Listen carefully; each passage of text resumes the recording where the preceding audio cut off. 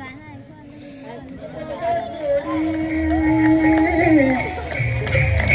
माझ्या बैलाची सोबत जोडी नाव रंगाने चातुर. अरे भीमथडीची गणिती घोडी, भीमथडीची गणिती घोडी माझ्या बैलाची सोबत जोडी रे.